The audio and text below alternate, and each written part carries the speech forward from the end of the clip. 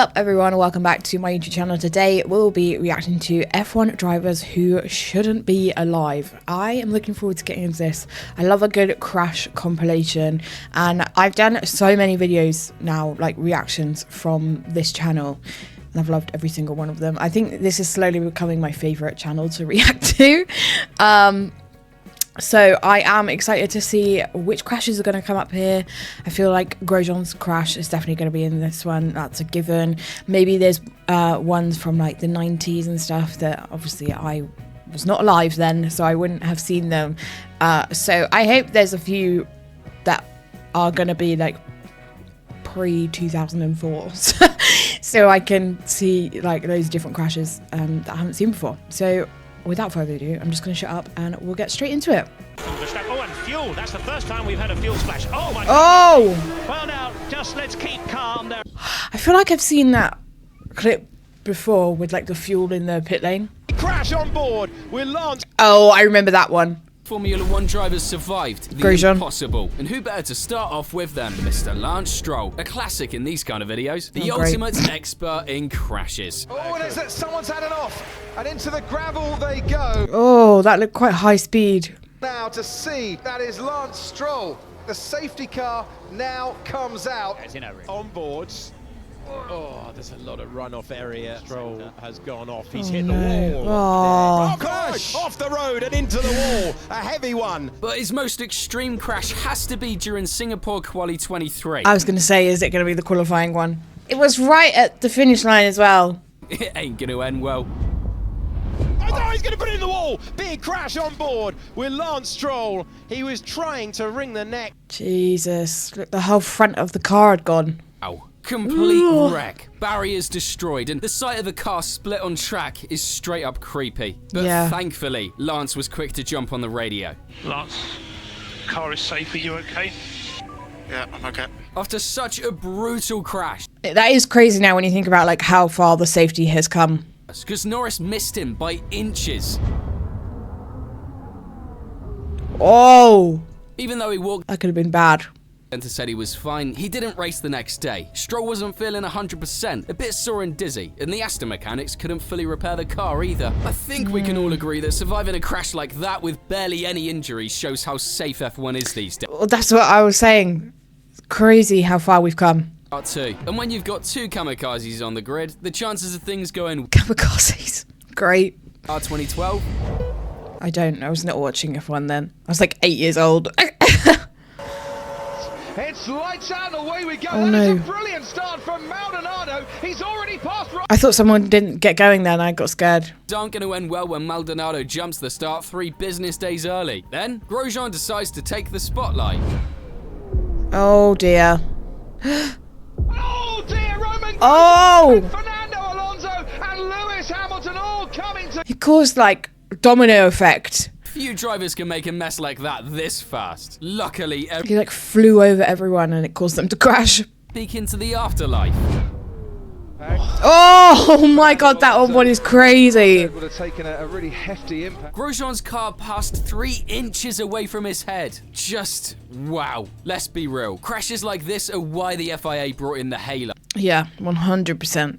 What happened to Schumacher in Abu Dhabi 2010? Even scarier. I don't know what it was happened. the season finale, and everyone was going for it at the start. That's when Schumi spun at the first chicane, stuck right there in the middle of the track, when suddenly... Into the turn 5, and we've got two Mercedes side by side, and they make Oh no, contact. oh no. Michael Schumacher round. Will he? Oh, Big smash there. It's Lewis. He's gone straight into it as well. No shot. Oh my god. Car, won't it? That could have been really bad. His head was right there. and landing right over the cockpit of another car at that speed. Did it even hit his helmet? The whole thing looked seriously nasty, but it looked like Shimmy was moving his I head. can't believe, Michael yeah. Schumacher, that would have been one scary view from through the Yeah, I can't believe how close that was. That was crazy. Michael Schumacher. And a few moments later, he walked away on his own. If that's not a miracle, I don't know Yeah. what is. That was insane. I bet that onboard was crazy. When you're a hair's breadth away from losing your head, you probably feel like you just won the lottery, right? But if the odds of surviving that crash were set to 1, what happened to Barrichello in Imola in '94 is a whole different level. I'm pretty sure we all know what was one of the darkest weekends in F1 history. It was Barrichello who kicked off that horrific weekend. On Friday, the Brazilian was on a fast lap when he lost it at the Variante corner, going off at 140 miles per hour and flying straight into the barriers. Oh, and very big shot. Oh my God. It's just horrifying to watch, especially how we know what the outcome was. It's just, ugh.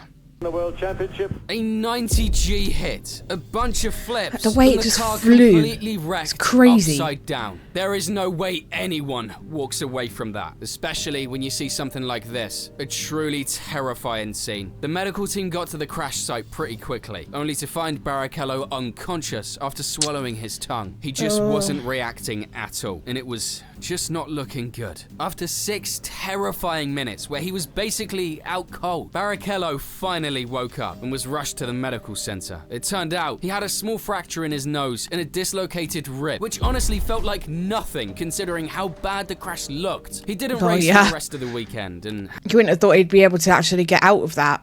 details right. The 1994 season had some of the most brutal crashes, multiple fatalities, and many additional close calls. An absolute nightmare of a year for F1. In the opening race in Brazil on lap 35, Eddie Irvine and Jos Verstappen were battling it out in the midfield, catching up to Martin Brundle, who had engine problems when they were about to lap Eric Bernard. That's when Irvine shifted left to pass him, pushing Verstappen onto the grass, causing, well, this. Trying to overtake Eddie Irvine, and what happened? Schumacher is gone off. Oh no! Oh dear me, oh. This is an appalling moment. Eddie Irvine pulling out to try and pass. Oh my god, did you even see that? That was Verstappen's crazy. Benetton literally flipped after hitting Brundle's helmet, which took a heavy blow and split open. Somehow, and Again, those onboards would have been crazy. Yeah, how are they just walking? Especially how they didn't have all the safety things that we have now. How we just walked away from that is mental. ridiculously low. What even are the odds of that? And Irvine, well, his kamikaze move got him a race ban, which got bumped up to 3 after his appeal failed, plus a $10,000 fine to cool him down a bit. For Verstappen, that wasn't the only nasty crash he had that season. Actually, the most memorable moment of his career came at the German GP, and definitely not for reasons he would have wanted. It was lap 15 when Verstappen was told to pit. And in comes Verstappen there. Verstappen coming into the pits, again the right thing for him to do. Just a normal pit, you'd think, right? Well, it ended up being one of, if not the scariest one in F1 history. Just the pit fire thing. Oh, yeah, here we go. Oh!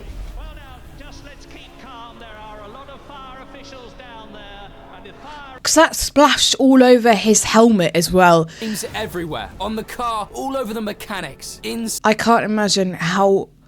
This can sound so stupid, but how hot that must have been in the car. He managed to escape from the fireball right there and then. Even though the footage is horrifying, miraculously, neither Verstappen nor any of the mechanics got seriously hurt. And a few moments later, they were getting ready. Yeah, like how he didn't have like burns or anything like that is, again, crazy. But there's one incident that's even harder to believe anyone survived. Ever heard of Luciano Burti? This guy only raced 15 times between 2000 and 2001, yet he... Oh, that's why I haven't heard of him. If you've ever heard of him, I'm 100% sure it's for chasing death, not his driving skills. In Australia, he had this little crash, just to get things started. Okay, cute little spin. Then in Monaco, racing for Prost, he had a brake failure and nearly smashed into a truck. Oh. That could have ended really, really badly. Then in Hockenheim at the start... Oh yeah, the truck was right there. How did he miss that? Slow, and Burti just slammed straight into him. Oh, lovely. Surely you would have seen that slow car moving and thought, you know what? I'll swerve out the way. No, I'll just fly right over him instead.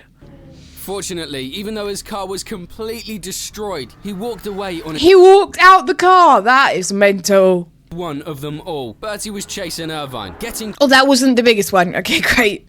...him in the super fast left-hand corner Blanchimont, but of course, it didn't go well. Oh no, oh no.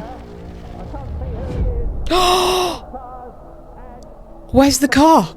Burti slammed straight into the wall at almost 170 miles per hour with a crazy Jesus Christ. 111G impact. 111. Simply insane. Irvine rushed over to check on him while the marshals were running over, only to see that Burti's helmet was completely smashed at the front. I truly think that's the worst thing you can find in a situation like that. Did he make it out? Burti was rushed to the hospital where they found a brain hemorrhage. He was close to a coma. Still, he survived and bounced He survived that. F1 career. Seeing a car slammed Yeah, into fair the play. barriers is pretty. That would be the end of my career as well if that happened. Be like, you know what, this isn't for me. The Mexican lost control of his Sauber coming out of the tunnel and went full speed. Oh, I think I've seen a sideways clip of into this the one barriers. before, actually.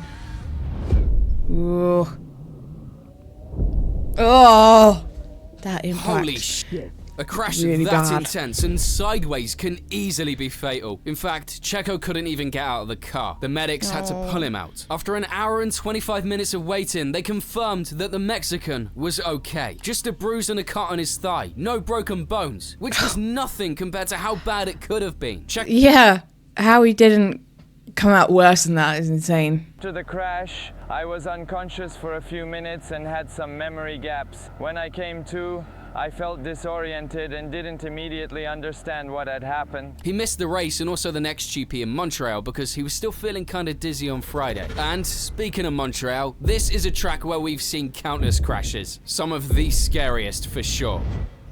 Oh, that's a big accident for Kubica, and a horrible accident going on there. He's moving. I think I've seen that clip as well. Just watching it, I was like, I swear I've seen that before. In 1998, the start at Circuit. I'm glad that they're showing a lot of like older ones though. I felt like that would happen because they didn't have all of the safety like stuff that we have now. So I'm kind of glad that it's like a load of older ones that I haven't seen before. And he's going for the lead and off goes on. Now they're going to stop. Oh my god, I'm sure his head just like hit the gravel multiple times. Until his car finally stopped, it was his tyres flying off and barely missing him. Luckily, as I mentioned in the title, Verts walked away fine. But honestly, the odds were against him coming out unscathed. Again, how It did he was walk away from that? simply a miracle. If all these drivers survive the impossible, they are nothing compared to what happened to the guy in the next moment. This one's pretty hard to watch. So settle in or click away if you don't have the guts for it. Let's go to the... Oh no, I'm scared. Don't open it like that. There were only 8 minutes left in Q1 when suddenly this terrifying image popped up on TV.